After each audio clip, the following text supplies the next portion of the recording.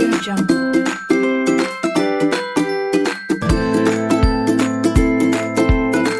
Audio Jungle.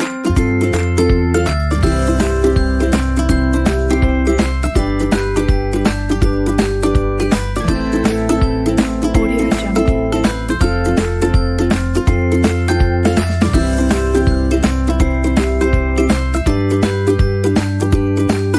Audio Jungle.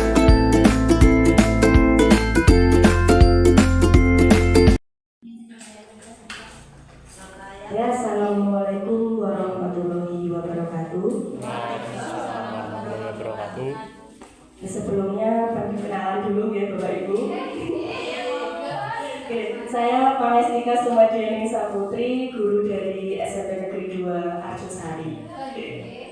Nah, pada kesempatan kali ini saya ingin mendiseminasikan budaya positif yang berkaitan dengan guru penggerak, pendidikan guru penggerak. Nah, jadi di sini tidak ada coach, tidak ada murid ya. Jadi di sini semuanya saya juga belajar, dengan belajar kita saling melengkapi nantinya. Selanjutnya sebentar.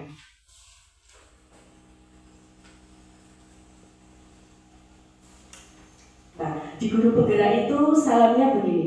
Salam dan bahagia Bapak Ibu guru hebat. Jadi semua yang ada di sini adalah Bapak Ibu guru hebat. Nah, untuk sebelum ke materi, saya mohon Bapak Ibu untuk ke depan kita mau ice breaking dulu, memfokuskan fokus kita hari ini. Jadi jangan sampai jiwa kita di sini, raga kita di sini, tapi jiwa kita sudah di rumah mau makan siang. Monggo. Jadi monggo kita ke depan membentuk lingkaran ini. Tutup slide. Oke. Juga sepatu. Kalau mereka ngerak nih. Masuknya kan? Kayak juga sepatu. Masuk ambil serada. Kan itu curi itu. Kemudian dengan serada. Boten apa-apa, boten ketinggal. Di sini Bu, membentuk segi dengan lingkaran. Nah, sekarang memilih nama satu benda yang ada di ruangan ini. Misalkan Pak Matori memilih lampu. Mas Sinten? Hadik milih apa? Tembok. Bu Is milih lemari atau apa? Monggo silakan. Pak Matori pilih benda apa? Papan tulis. Papan tulis. Mas Hadik jendela. Bu Is pintu. Bu Fenty meja. Almari. Jam. Kursi. Wah, sudah ingat ya bagian masing-masing. Jadi ketika saya nembak, misalkan nembak Bu Fenty tadi apa? Meja. Bu Fenty langsung jawab meja. Terus nembak Pak Matori.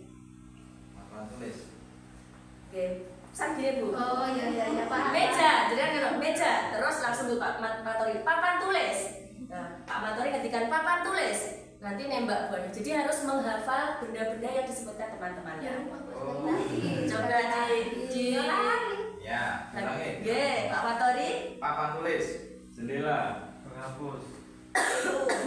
Meja, lemari, jam, kursi. papan tulis, jendela, penghapus, pintu, meja, lemari, jam, kursi. Sudah hafal ya? Jadi nanti yang tidak bisa menjawab silahkan keluar dari barisan berarti kalah. Nanti yang berhasil bertahan akan mendapatkan hadiah. Oke, sudah siap Bapak Ibu guru? Jendela. Sudah siap ya? Jadi ketika saya hapus meja,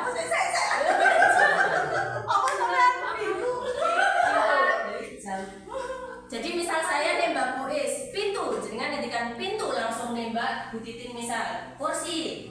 Kita sebutkan saya kursi. Iya. Ya, nanti Bu Titin kursi nembak Pak Arif penghapus. Pak Arif menyebutkan penghapus papan tulis. Berarti saya menyebutkan punya aku sendiri. Ya, dan menyebutkan Anu orang lain dengan menyebutkannya juga. papan tulis. Terus Ganti Itu papan tulis, betul. Ya, mungkin Pak Matur di papan tulis menyebutkan punyanya sendiri. Baru Pun siap, guys.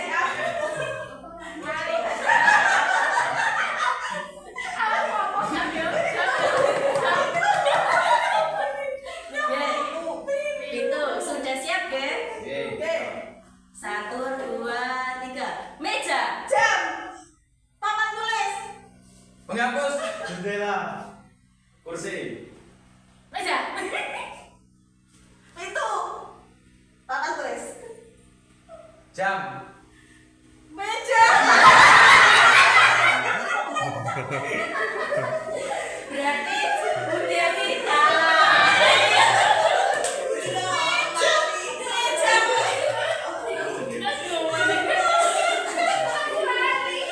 Bu Dewi sudah kalah keluar dari barisan. Lanjut. Penghapus. Papan tulis. Bangku.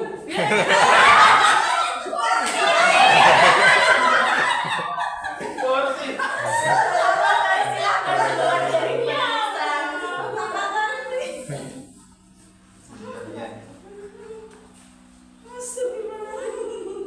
Meja. Pintu. Jendela. Penghapus. Kursi.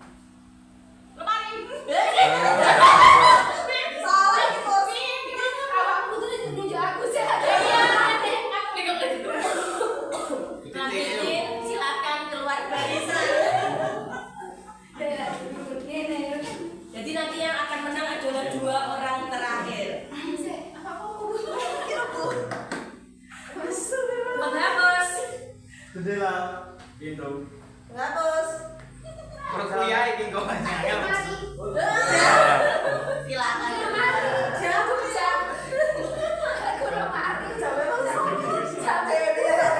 Tinggal 4. Jendela. Almari. Pintu. Meja. Jendela. Pintu. Lemari. Meja. Lemari.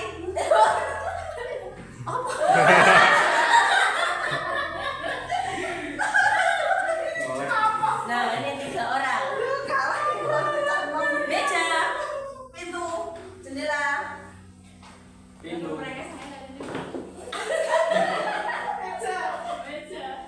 Pintu. Jendela. Meja. Jendela. Pintu.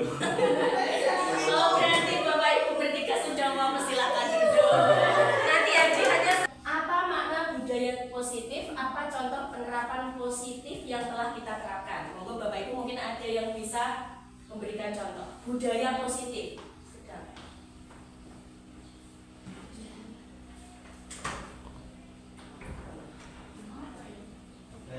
Budaya positif yang telah diterapkan selama ini. Ibu. Pelaksanaan sholat 5 waktu. Ya. Termasuk itu budaya positif. Ya, termasuk. Mengucapkan salam bila bertemu Ya. dengan siapa saja. Ya, betul. Pembiasaan apa juga apa? Pembiasaan. Ya, bisa. Jadi segala sesuatu, nanti kita akan membahas bagaimana sesuatu itu bisa berakhir menjadi budaya yang positif.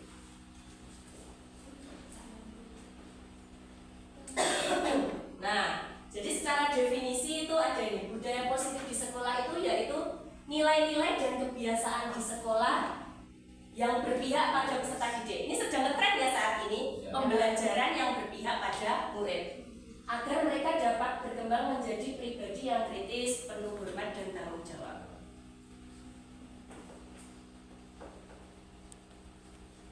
Nah, sekarang ada yang namanya perubahan paradigma. Mungkin nanti kita akan muncul pro dan kontra ya di sini Bapak Ibu. Karena nanti akan ada yang namanya kita tuh nggak boleh memberikan hukuman. Perubahan paradigma. Nah, jadi di awal sebelum belajar lebih lanjut itu kita sebenarnya harus mengetahui filosofi pendidikan Ki Hajar Dewantara.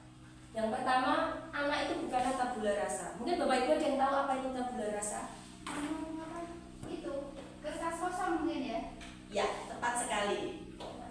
pas kali Titi. Jadi anak itu yang kita sering dengarkan, anak itu adalah selembar kertas kosong, tugas kita adalah memberi coretan. Ternyata salah. Kalau dari versi ini ya, dari yang filosofi Ki Hajar Dewantara. Jadi anak itu adalah sudah punya coretannya sendiri. Tugas kita sebagai guru apa? Menebalkan coretan yang sudah ada. Maksudnya apa? Anak itu sudah punya potensi. Nah, kita sebagai guru mengasah potensi tersebut. Nah, itu di poin kedua, semua anak terlahir dengan bakatnya masing-masing. Ketiga, budi pekerti. Tugas guru menuntun bakat tersebut agar anak tumbuh dengan selamat dan bahagia. Yang kelima, guru itu ibarat petani, anak ibarat biji jagung. Jadi gini Bu, kita itu petani, sekolah ini adalah lahan. Benih yang baik akan tumbuh juga di lahan yang baik. Benih yang kurang baik bisa jadi akan tumbuh dengan baik, dengan syarat ada perlakuan tertentu, kita siram, kita pupuk, ya pokoknya kita pakai ilmu nandur jagung gitu. Kemudian ada kodrat alam dan kodrat zaman. Jadi kalau menurut filosofi Ki Hajar Dewantara, anak itu harus dituntun sesuai dengan kodrat alamnya. Misal kita tinggal di persawahan, harus kita sesuaikan dengan bentuk dan jenis alam yang ada di sini. Tidak akan sama dengan anak yang tinggal, cara mengajarnya tidak akan sama dengan anak yang tinggal di tengah kota, yang daerahnya mall, gedung dan lain-lain. Kemudian harus sesuai dengan kodrat zaman. Kita tidak bisa nih Bapak Ibu menyamakan zaman kita sekolah dulu dengan saat ini. Mungkin dulu kita zamannya masih SMS-an, BlackBerry, ya sekarang sudah uang aja tinggal cecik sudah. Jadi sekarang kan eranya digital. Yang terakhir adalah berpihak pada anak. Ini adalah pembelajaran yang saat ini sedang gencar dilaksanakan. Pembelajaran yang berpihak pada anak. Mungkin Bapak Ibu ada yang bisa memberikan pendapat berpihak pada anak itu seperti apa toh? Anak disuruh untuk menentukan mungkin Menentukan apa Pak? menentukan kaitannya dengan pilihannya sendiri asalkan itu baik. Ya sendiri asal itu baik. Oke, yang lain? Bu Fenty mungkin pembelajaran yang berpihak pada anak.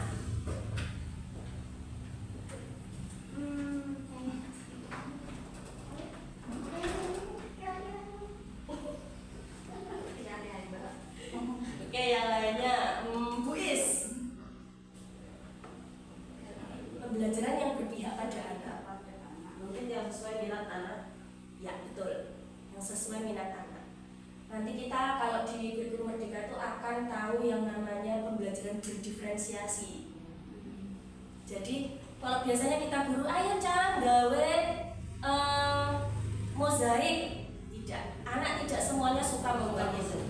Jadi satu materi tapi bisa dibuat macam-macam. Namanya diferensiasi.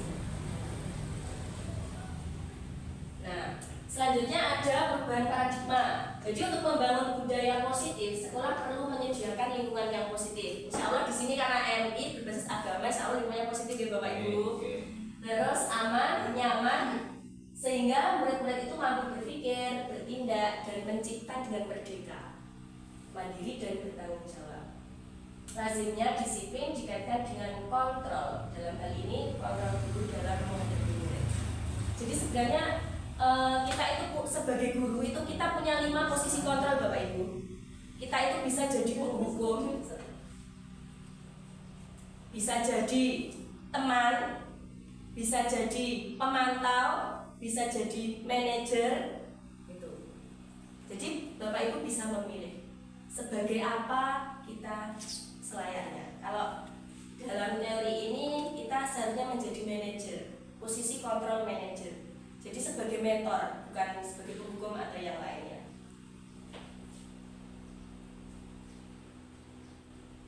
Nah, di sini ada suatu teori miskonsepsi tentang kontrol kita sebagai guru. Yang pertama, ilusi guru mengontrol murid. Yang kedua, ilusi bahwa kritik itu akan membuat orang merasa bersalah sehingga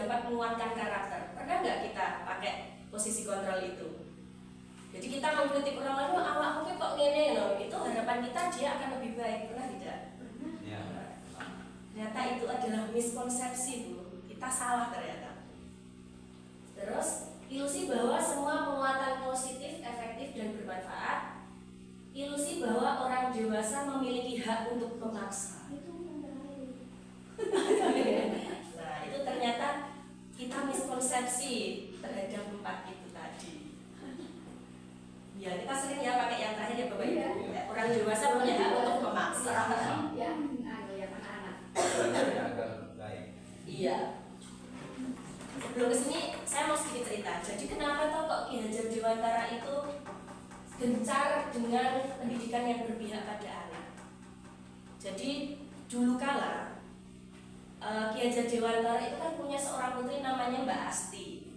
Itu dia anak berkebutuhan khusus. Nah, pada suatu hari itu ketika tinggal di luar negeri, ketika musim dingin, pada suatu hari Asti itu di kandang itu nggak bisa Bu, karena anak berkebutuhan khusus tadi. Ya, akhirnya disetrap di luar, dihukum sampai beberapa jam. Ketika Ki Hajar Dewantara keluar, Mbak Asti tadi kedinginan, pucat, membiru gitu. Nah, dari situ akhirnya muncul, oh mungkin aku harus menerapkan pendidikan yang berpihak pada anak. Jadi tidak bisa memaksakan tadi, apalagi Mbak Asti itu berkebutuhan khusus. Nah selanjutnya, bagaimana kita mengubah paradigma stimulus respon ke teori kontrol?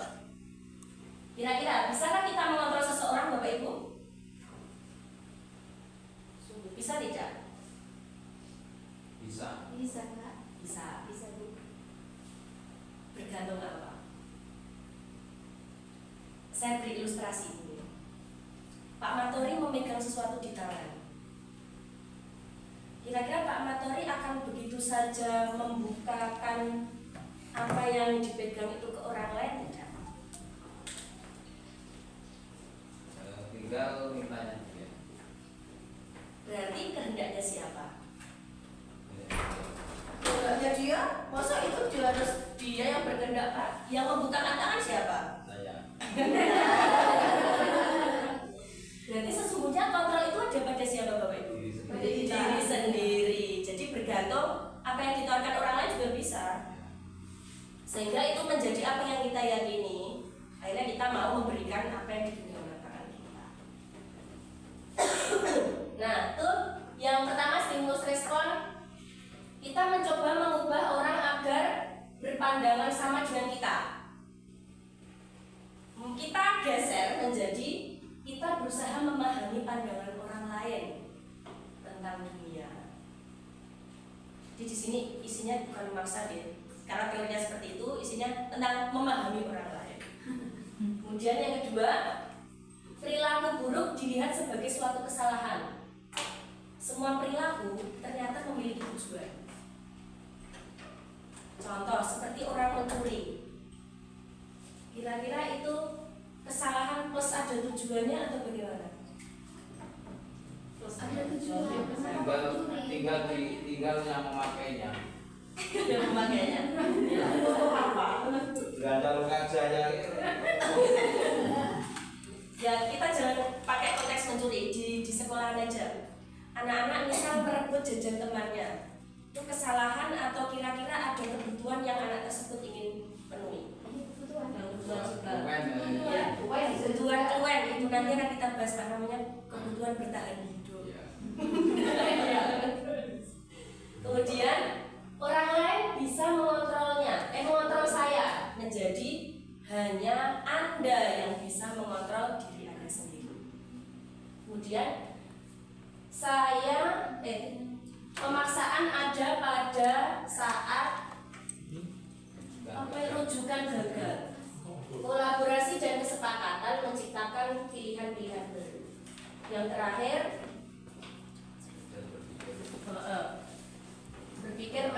model berpikir menang atau kalah. Jadi tidak ada model berpikir menang kalah, tapi model berpikir masing-masing. Ya, betul semuanya.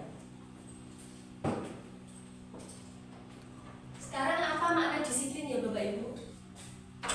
Disiplin yang sesungguhnya. Itulah mematuhi sesuatu bagus Pak Materi. Mungkin ada yang lain? Menempatkan sesuatu pada tempatnya. Ya, bagus. Mas Arif? Tepat waktu. Tepat waktu, bagus. Ya, semua jawabannya bagus Bapak Ibu di sini. Memang Bapak Ibu hebat semua. Nah, kita sering mengaitkan kata disiplin itu dengan tata tertib, teratur, patuh. Nah, kata disiplin juga dihubungkan dengan dihukum. Dia tahu? Datang tidak tepat waktu, dihukum. Padahal itu sungguh berbeda. Karena belajar dengan disiplin tidak harus memberi hukuman.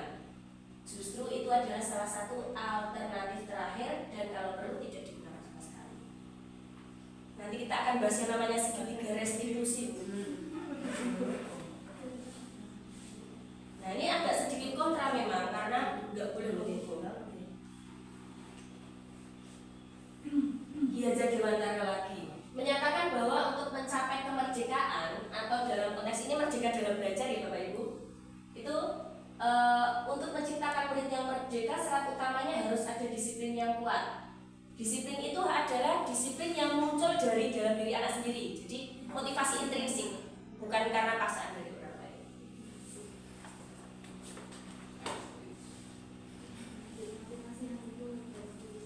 Nah, teori motivasi manusia itu ada 3 Bapak Ibu.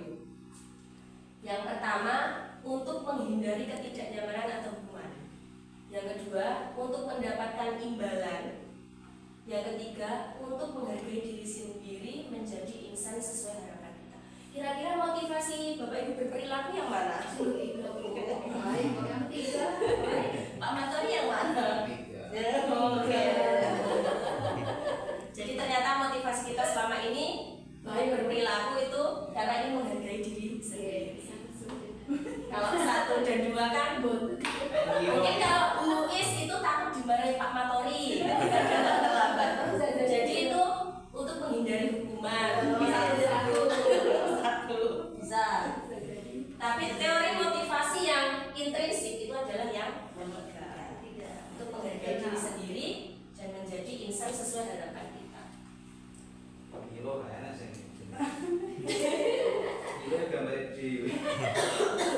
Nah, ini Bapak Ibu proses untuk sampai ke budaya positif. Yang pertama adalah Peraturan kelas ya, peraturan kelas. peraturan kelas. Di kelas ada peraturan, Bapak Ibu sudah dibuat? Tidak tertulis. Sudah tapi belum ditempel. Tidak tertulis, tidak apa-apa, yang penting semua mengetahui. Selanjutnya akan berkembang menjadi suatu keyakinan kelas. Kalau keyakinan kelas itu terus berjalan dan didukung dengan lingkungan yang positif, maka akan menjadi budaya positif. Memang awalnya kita harus memunculkan yang namanya peraturan, tapi bagaimana mentransformasikan peraturan tadi menjadi sebuah keyakinan kelas. Nah, di situ ada keyakinan kelas, hukuman, penghargaan. Yang disarankan kan membuat keyakinan kelas. Kenapa kok tidak peraturan Bapak? Karena Kalau peraturan masih bisa dilanggar, tapi harus sudah keyakinan mungkin penerapannya Ya, sudah masuk. ya, karena keyakinan itu harapannya motivasinya itu intrinsik. Kalau peraturan kan ada secara ekstrinsik. Nah, sekarang untuk menjawab pertanyaan tersebut, mengapa tidak peraturan saja? Mengapa harus keyakinan kelas? Yang pertama, mengapa kita memiliki peraturan harus menggunakan helm ketika mengendarai kendaraan roda 2? Selamat. karena bisa melakukan Menjaga keselamatan. Nah, itu. Keselamatan diri. Bu Titik dan Pak Matori sudah mengatakan karena itu untuk keselamatan diri saya sendiri. Berarti motivasinya sudah intrinsik. Intrinsik Pak. yang ponggoe ini yang gue Iya. Padahal yang murah. Pak Matori dan Bu Dewi ternyata sudah punya keyakinan yang dibentuk. Kemudian yang kedua, betul ibu is. mengapa kita memiliki peraturan 3M menggunakan masker? Ini zaman COVID ya itu. Ya juga untuk menyelamatkan diri kita. Yang Yang terakhir, mengapa kita memiliki peraturan harus datang tepat waktu saat mengikuti pelatihan? Mas Arif mungkin biar semangat menjawab pertanyaan. Kenapa Mas? Untuk menghargai diri sendiri atau takut dihukum Pak Patori?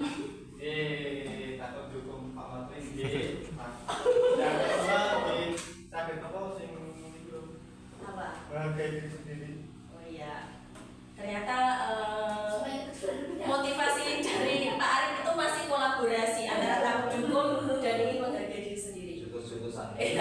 Semoga lama-lama itu karena niat dari dalam diri ingin menghargai diri sendiri. Nah, keyakinan kelas itu apa sebenarnya Bapak Ibu? Nah, keyakinan kelas itu adalah nilai-nilai kebajikan atau prinsip-prinsip universal yang disepakati bersama. Contoh, sebentar, di sini apa ya? Contohnya belum. Ya, langsung ini aja. Jadi Bapak Ibu nanti di kelas harapannya bisa menerapkan keyakinan kelas ini. Jadi anak-anak sudah punya konsekuensi jika melanggar apa yang sudah diyakini. Pembentukan keyakinan kelas itu bersifat abstrak daripada peraturan. Maksudnya abstrak daripada peraturan bagaimana? Tidak saklek, masih bisa diubah-ubah dan kata-katanya. Yang lebih rinci dan konkret, keyakinan kelas berupa pernyataan universal. Misalkan, tidak boleh mengambil jajan teman. Nanti kita ubah kalimatnya menjadi saling menghormati dan menghargai. Lebih universal kan? Kemudian saling berbagi. Ya boleh. Berarti Yang kedua. alasan kelas sih. Ya. Nanti ada caranya Pak. Bagaimana peraturan itu juga menjadi keyakinan kelas. Terus keyakinan kelas tidak boleh terlalu banyak. Sehingga mudah diingat itu betul dan dipahami. Semua warga kelas sebaiknya ikut berkontribusi dalam membuat kegiatan. Jadi termasuk guru dan siswanya. Apalagi SD, kan wali kelas di Bapak Ibu sistemnya guru kelas. Itu bisa lebih mudah kan. Terus bersedia meninjau kembali keyakinan kelas tersebut. Jadi dari waktu ke waktu ditinjau terus. Apakah masih relevan atau perlu diubah, ditambahi?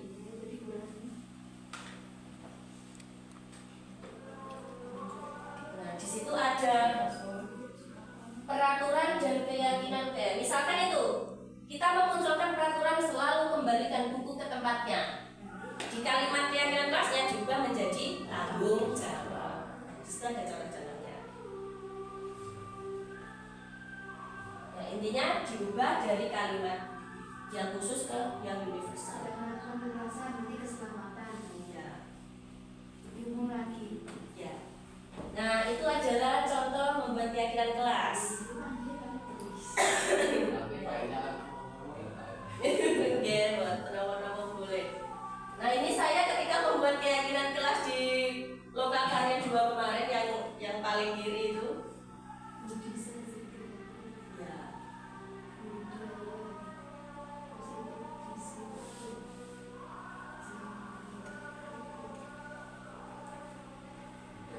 Budaya positif, disiplin, saling menghormati, jaga kebersihan, empati. Itu yang di SMP 1 kemarin ini, yang sudah dilaksanakan di SMP 1. Jadi Bapak Ibu nanti jika berkeinginan membuat keyakinan kelas dengan anak-anak, jadi caranya pertama begini, memunculkan peraturan. Kita tanya murid-murid, pengennya seperti apa? Misal ini saya guru, Bapak Ibu semua murid saya. Yang kita mau membuat kesepakatan kelas yang seperti apa? Terus berdiri usul. Bu harus berdoa sebelum dan sesudah pelajaran. Tulis. Ya. Nah, nanti peraturan-peraturan yang sudah dimunculkan kita ubah menjadi kalimat positif. Lalu kita akhirnya kan dari banyak kan Bu, hal-hal yang sama diubah ke kalimat universal. Misalkan berdoa sebelum berarti menjadi religius. Jadi ada banyak usulan satu kelas, akhirnya dirangkum menjadi beberapa kalimat positif yang lebih singkat dan mudah dihafal. Nah, di akhir ini kita semua bisa menandatangani keyakinan kelas yang sudah dibuat. Kita tempel di kelas. Jadi jika anak-anak melanggar, tentunya mereka sudah tahu konsekuensinya apa. Ya tidak Bu, itu tidak dihukum, apa ya, buat kesepakatan lagi. Oh, buat kesepakatan lagi. Ganti. Bukan, maksudnya jika melanggar seperti apa. Kan kalau sekolah anak sendiri, Oh, gitu. karena berpihak pada murid tadi Bu. Jadi yang Rendah. intinya Rendah. Iya, anak inginnya seperti apa? Bukan bersih kelas, pokoknya mampu dari dia sendiri. Iya, karena konsekuensi bukan hukuman namanya. Kalau hukuman kan berarti ada perbedaan. Nah itu dengan wali kelas, membuat kesepakatan kelas dengan wali kelas. Jadi kesepakatan keyakinan kelas itu hendaknya diketahui seluruh warga kelas. Jadi semuanya ikut andil dalam membuat keyakinan kelas. Bahaya om. ini biasanya pemilihan ketua kelas kan. Pemilihan ketua kelas selanjutnya adalah dihukum oleh penghargaan. Menurut pandangan Bapak Ibu, penghargaan itu suatu hal yang membanggakan atau ternyata bisa menghukum kita? Khususnya ke anak.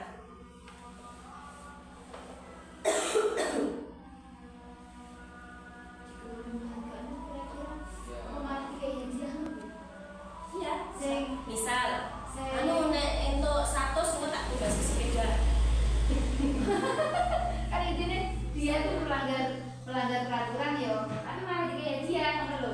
Bukan, oleh penghargaan ini gini Bu, kita memberi penghargaan tapi secara tidak langsung kita malah menghukum suatu hukuman bagi dia. Contohnya, kita menjanjikan anak, kalau nilai kamu di matematika 100 nanti ibu kasih hadiah. Kira-kira itu membuat anak ke jangka panjangnya akan seperti itu atau ketika itu saja Bu, kira-kira? Kira-kira itu menghukum nggak? Ternyata menghukum. Tapi kalau tidak dikasih seperti itu, Dia motivasinya tidak akan sama. Nah itu teorinya seperti, kalau dari teori ini seperti itu. Jadi ada pengaruh jangka pendek dan jangka panjang. Mungkin jangka pendeknya akan termotivasi, sangat termotivasi. Tapi jangka panjangnya era malas. kemudian yang kedua penghargaan menghukum, ketiga penghargaan mengurangi ketepatan. Bisa memberikan contoh betul Bapak Ibu? Penghargaan mengurangi ketepatan.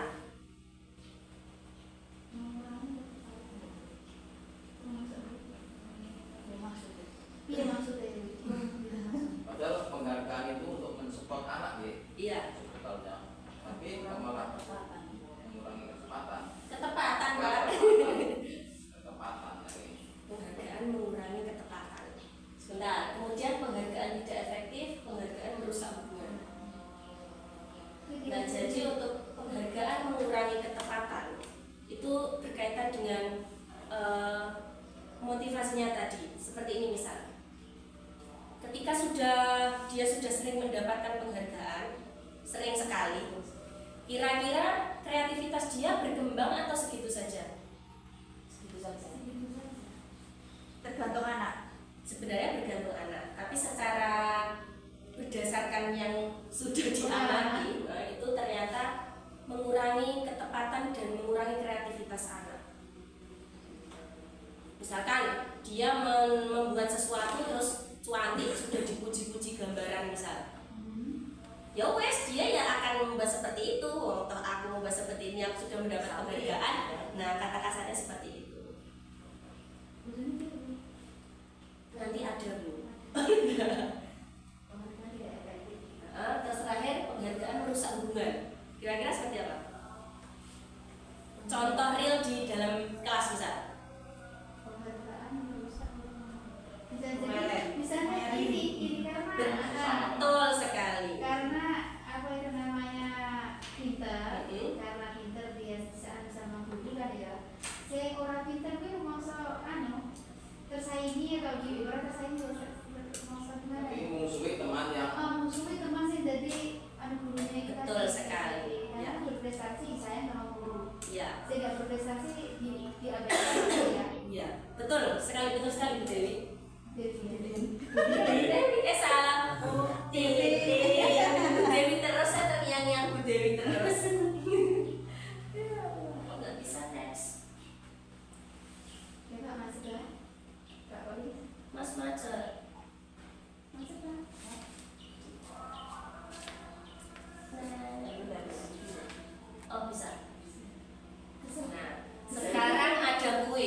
nanti hadiahnya apa lagi ya ini? Di situ ada mencatat 100 kali di dalam buku kalimat. Saya tidak akan terlambat lagi karena Sering ditanya seperti itu. Sering. Sering. Hukuman atau konsekuensi. Satu orang silakan mendefinisikan ini hukuman, ini konsekuensi. Kalau konsekuensi, jadi gini Bapak Ibu, hukuman itu adalah sesuatu yang dilaksanakan tiba-tiba dan dapat mempermalukan anak, membuat mental anak menjadi down. Itu ada hukuman. Kalau konsekuensi itu sesuatu yang sudah diketahui sebelumnya, disepakati sebelumnya. Nanti dapat hadiah.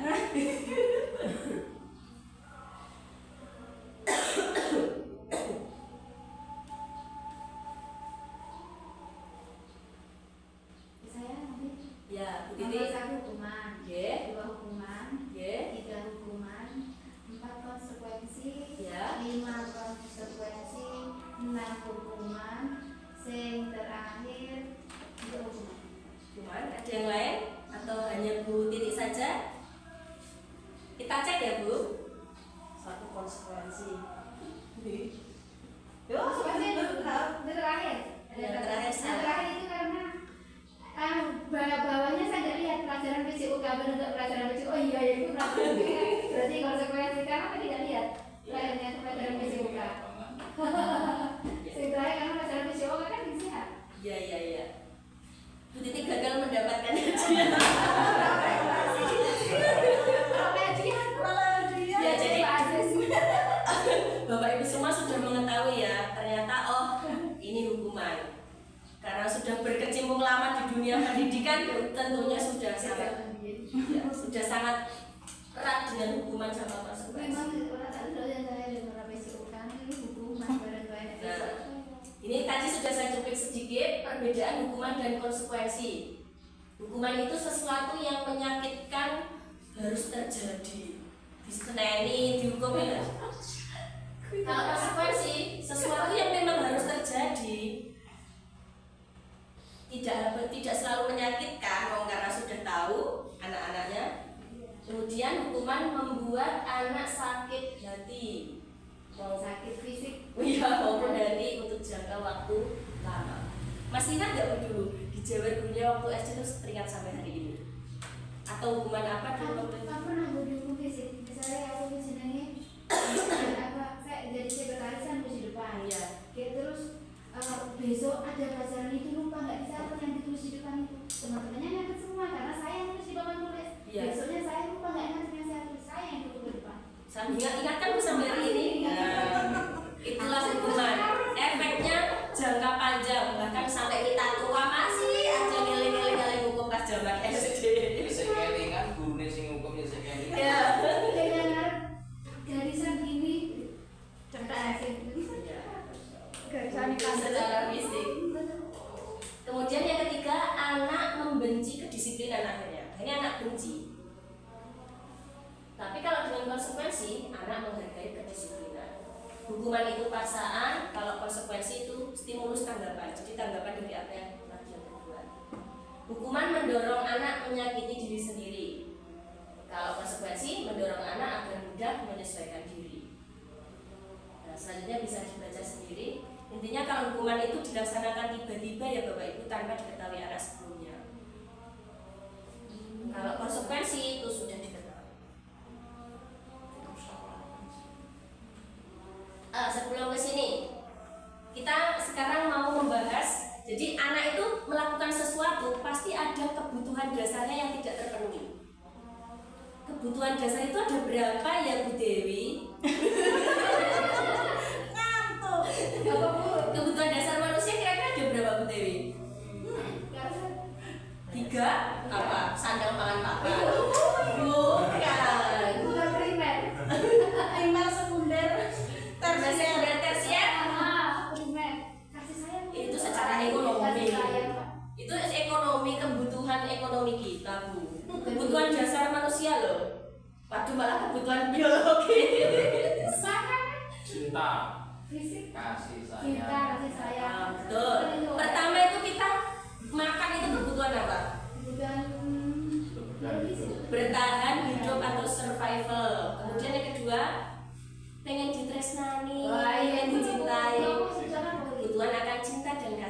Ya. Tapi maksud kubu. Ketiga kebutuhan apa lagi? Kebutuhan. Aku pengen mengembara kemana-mana. Aku rasa seneng kayak gue di kono omahe. Karena untuk Mengeksplor. Bisa kebutuhan untuk mengeksplorasi atau kebebasan. Bebas. Terus aku kan pengen nganu dua jabatan pengen gini kebutuhan akan apa namanya? Kebutuhan. Ya saya tayangkan saja. Oleh jabatannya kebutuhan. Kebutuhan Dasar manusia. Penguasaan. ya penguasaan. Jadi ada cinta kasih, Nah, gue harus masuk cinta kasih. survival, terus apa lagi tadi cinta kasih, penguasaan, kebebasan dan kesenangan. Senang belum. Hobi kesenangan. Cewekan itu kan. Saya baru belonging gitu rasa memiliki. Ya, belonging. Sekarang ada kasus Bapak Ibu. Belonging Pak. Ada kasus.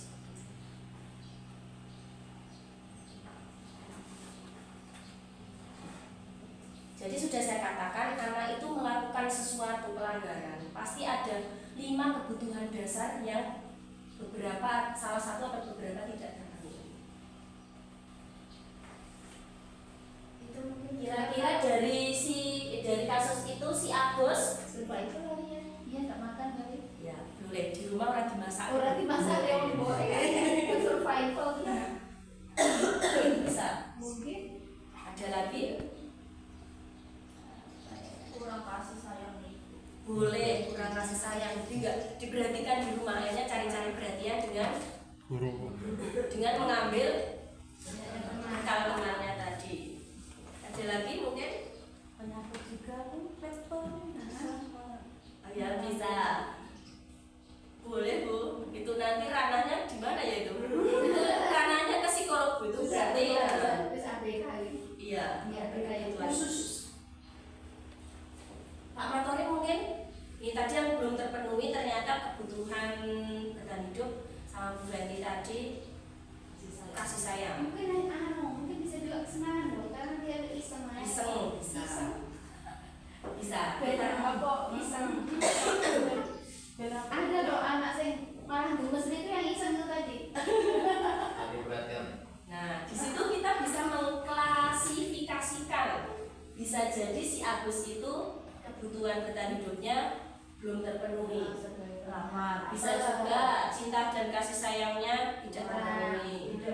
Ketiga, Ini jadi penguasa dan diakui keberadaannya.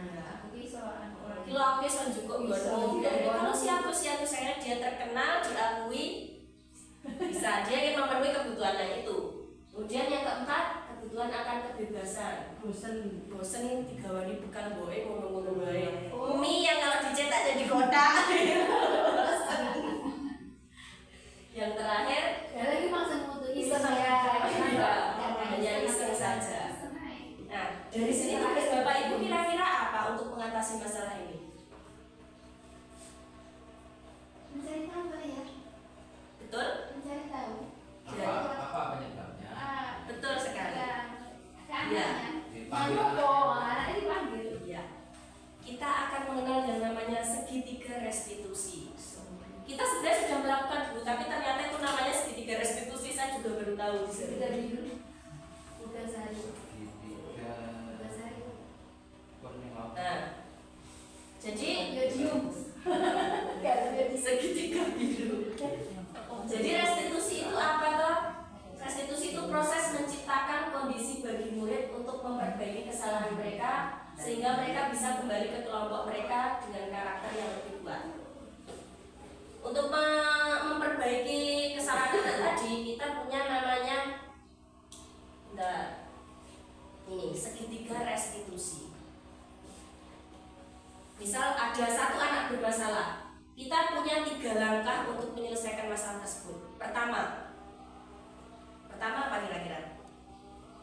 Biasanya Bapak Ibu ben anaknya orang cukup down. Bu Titik yang sepertinya berpengalaman di bidang konseling. Itu di lingkungan sekolah atau di rumah? Di lingkungan, boleh ini bisa diterapkan di mana pun Pak. Misalnya kalian putranya terdalam, Di rumah biasanya dipanggil dengan diajak minum, makan, nyantai dulu. Nanti setelah itu diberi masukan. oke. Yang lain, betul Pak Materi bagus sekali. Pak Materi dari tadi pinter. Nanti sing salah. Nanti jawaban dari dia. Jadi kan gurunya hebat semua. Oh iya kan Bapak Ibu guru hebat semua. Guru hebat, jadi semuanya hebat ini. Bu Fenty mungkin, kalau Mas Arif kan saya nggak mau tanya di rumah kan nggak masih jomblo ya. Bu Fenty kira-kira kalau anak di rumah, pertama diapakan kalau membuat kesalahan? Ditegur dengan halus, diperingatkan supaya tidak mengulangi lagi. Langsung Bu ditegur dia nggak mau jomblo kayak retok. Ya yang penting nggak suara nggak keras gitu. Oh ya boleh. Itu yang sering terjadi Bu. Ya betul. Tapi kalau sesuai langkah-langkah yang tertib itu, yang sebenarnya orang pusing. Oke. Kalau misalnya guru ini kan pas pusing, langsung jangka pendek, langsung ngomong. Padahal kita kan sebenarnya ditanya, oh itu misalnya ditanya dulu. Ya betul. Gitu. Ya betul sekali. Itu saya nggak sama dengan Fenty. Oh, itu kan jangka pendek. Refleks ya. Iya. Soalnya kayaknya sebenarnya nggak gitu. Ya memang itu ada 3 langkah. Jadi yang pertama itu adalah menstabilkan identitas. Apa menstabilkan identitas itu? Jadi mengubah kondisi anak yang gagal menjadi seseorang yang sukses. Maksudnya gini, tidak langsung menyalahkan, tapi ini, ya bapak atau ibu dulu juga pernah berbuat seperti itu. Wajar manusia itu berbuat salah. Dicirikan dengan kalimat seperti itu. Jadi tidak membuat anak langsung dedek wedi, wis megah ketemu dengan kita lagi. Jadi pertama ya setiap orang itu pasti pernah berbuat kesalahan kok. Dilus dhisik. Sekali anak zaman sekarang seperti itu. Tenang Bu, ya lo Bu. Aku nanya terus anak sudah anak usia remaja langsung kompak main. Ya langsung di model langsung. Wes salah aku langsung. Iya, betul sekali. Langsung menikah. Kemudian yang kedua memvalidasi tindakan yang salah. Dicirikan dengan menanyakan apa yang sebenarnya terjadi. Kenapa toh kamu berbuat seperti ini? Alasan berarti ya, alasan dari tindakan itu ya. Ya, nanti kan lalu Bu saya di rumah tuh nggak dimasak ke ibu atau saya tuh nggak bawa uang saku misal. Akhirnya kan kita tahu masalahnya. Yang terakhir memvalidasi tindakan yang salah, menanyakan keyakinan yang terakhir. Jadi yang pertama tadi menstabilkan identitas, yang kedua memvalidasi tindakan yang salah, yang terakhir menanyakan keyakinan. Kalau kita sudah membuat keyakinan atau kesepakatan tadi, kita tanyakan kira-kira itu sama nggak dengan yang sudah kita yakini. Nah, kalau kita sudah buat keyakinan pasti oh enggak Bu, ternyata saya itu adalah orang yang apa gitu. Ngakoni ya dia. Dari situ. Jadi udah senang kok ini. Ini udah masih ciri udah senang kok. Ini beneran. Ya mungkin dengan kalimat berbeda Bu. Saya kan tidak berpengalaman di SD, mungkin Ibu Titi yang lebih tahu. Nah ini contoh penerapannya di Assalamualaikum. Waalaikumsalam. itu cuma skenario ya Bu, jadi itu nggak natural. Ya, karena tidak mengumpulkan tugas literasi pagi. Tadi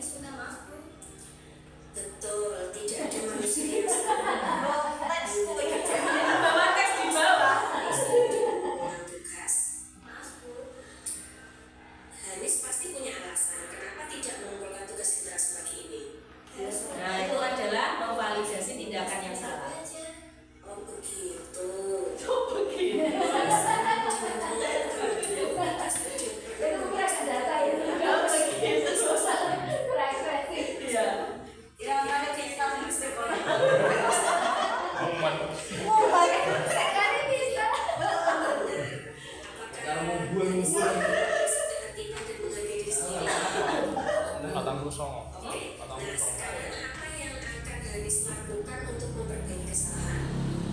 Itu masih tahap validasi ya? Bagaimana caranya? Hanis akan belajar. Itu ada teksnya kelihatan kan Bu? Karena itu membaca skenario. Semudah di rumah yang bisa mengingatkan Hanis untuk mengecek alat yang bisa dibawa ke sekolah? Ada Bu, ibu saya. Oke. Jadi Hanis dan pelajaran setiap hari sehabis subuh. Sebagai pelajar tidak pandai bersandiwara. Mulai kapan Hanis akan melaksanakannya? Mulai besok Hanis akan lakukan Bu. Semoga Hanis menjadi anak yang soleh, tertib dan tercapai cita-citanya. Terima kasih Bu Ika doanya. Baik, Hanis sekarang boleh kembali ke kelas. Terima kasih Bu. Nah tadi mereka keyakinan itu tadi kan ada apa yang akan dilakukan untuk memperbaiki ini.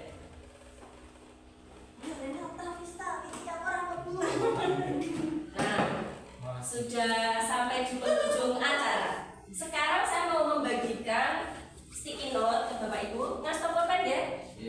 Atau yang tidak bisa pakai ini.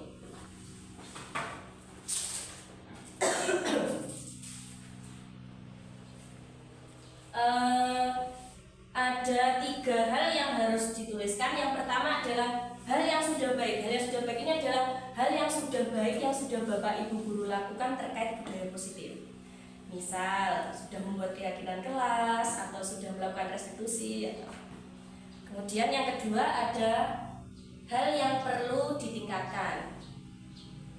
Yang terakhir hal yang dipelajari hari ini.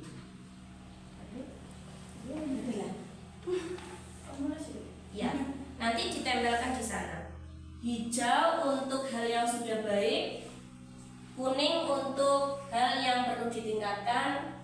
Lalu ini apa ya warnanya? Purin. Ini apa? Salem. Ini untuk hal yang dipelajari hari ini. Monggo saged dibagikan. Yang tidak bawa pulpen bisa pakai spidol. Ini hal yang dipelajari hari ini. Yang dipelajari hari ini, apa yang dipelajari hari ini? Ini membuat ini yang dipelajari hari ini. Oh iya. Ini hal yang Mas dipelajari. jangan bawa warna ungu aja ya. Mas Arif warna pink. Dengan Amatari biar warna-warni. Saya hijau lagi. Oh, bukan. Hijau. Niki sing kuning mau. Kuning kuwi adalah Hijau hal yang sudah baik, kuning hal yang perlu perlu ditingkatkan, salem hal yang dipelajari. yang ditingkatkan. Yang paling hijau ya. Ya. Audio Jungle.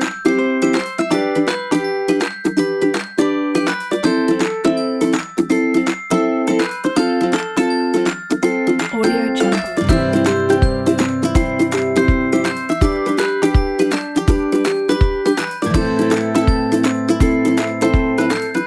Audio Jungle.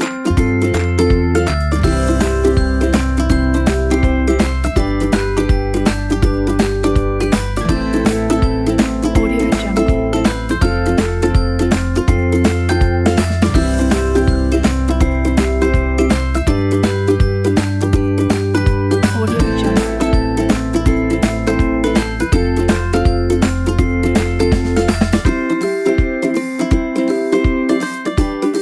Audio Jungle.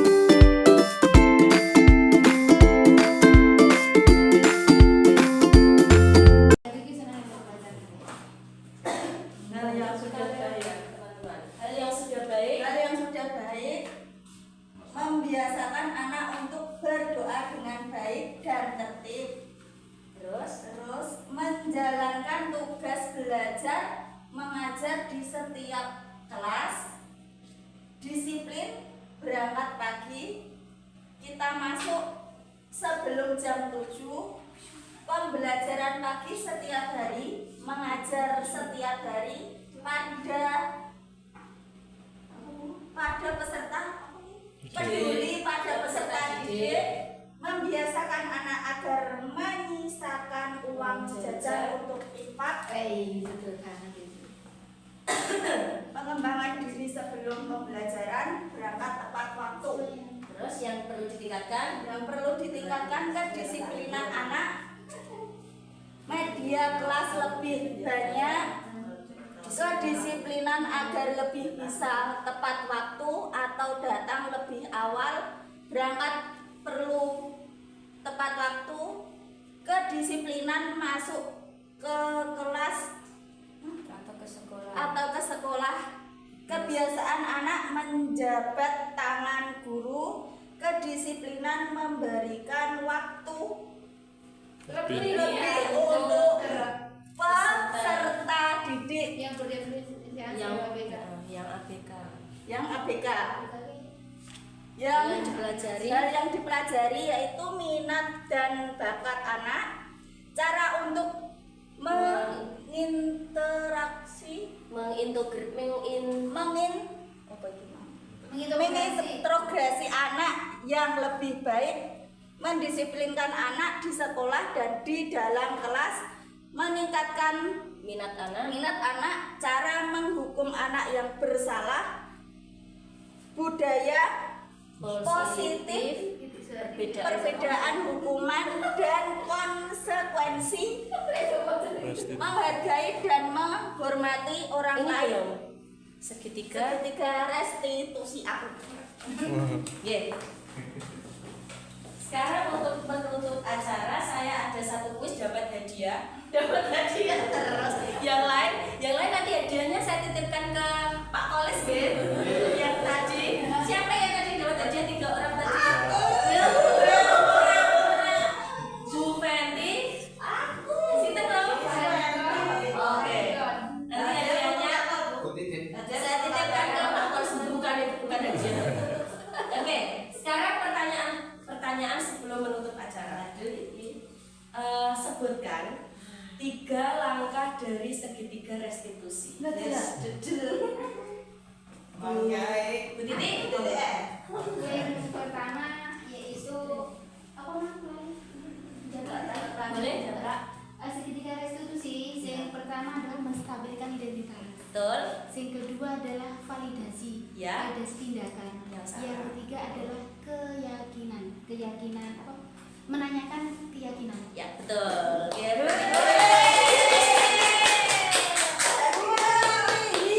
Ibu dapat muk guru penggerak. Bukannya juga pertama ini. Oh iya, itu di video tapi. Ya. Di foto Mas. Foto lagu HP-mu. Ini. Oh iya. Saya ratu tolong. Iya, aku berani toh. Kakek bonus itu. 1, 2, 4.